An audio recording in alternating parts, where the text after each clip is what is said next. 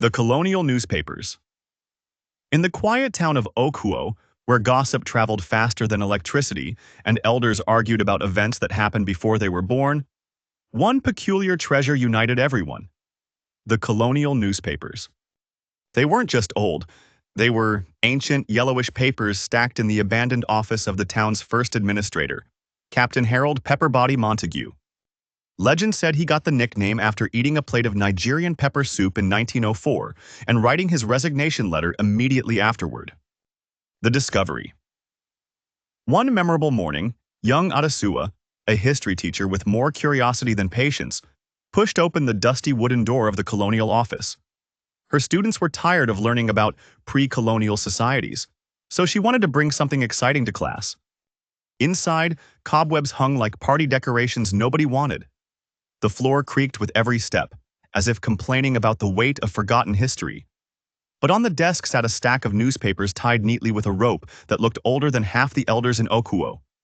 She lifted the first page and gasped. Headlines that made no sense. The newspapers weren't normal. They reported events before they happened. Okhuo market fire outbreak, 5 chiefs blamed. But the market fire hadn't happened, yet. Councillor Adesuwa caught stealing goats. 2 days later, a goat missing scandal shook the town, and Adesuwa blamed political enemies. Rainstorm destroys new town hall. That was funny, because the town hall hadn't even been built. At least not until the council read the headline and immediately approved the project. Adesuwa knew she had discovered something powerful, something dangerous, something extremely useful for class projects. The town reacts. When word leaked, as it always did, chaos erupted. The youths wanted to use the newspapers to predict football scores. The church wanted to use them to confirm end-time prophecies. The politicians simply wanted to see who would win the next election so they could start defecting early. The village witches claimed the newspapers were plagiarizing their visions. Everyone demanded a copy, but Adesuwa protected them fiercely, refusing to let anyone exploit history for foolishness. So, naturally, the council summoned her for questioning. The council meeting of confusion. In the hall, where the ceiling fan turned only when it wanted, 7 chiefs sat in a semicircle.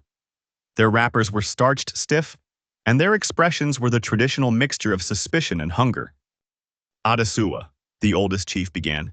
These newspapers, are they from God or from your mother's people? My mother's people are accountants, she replied, not magicians. That answer didn't help. They ordered her to bring the papers forward so they could investigate. But as she placed them on the table, a breeze blew in and flipped the pages open. The latest headline read, Council of Okhuo suspends history teacher for witchcraft accusations. The chiefs froze. The youngest chief whispered, this paper knows too much. The oldest muttered, maybe we should not suspend her, yet.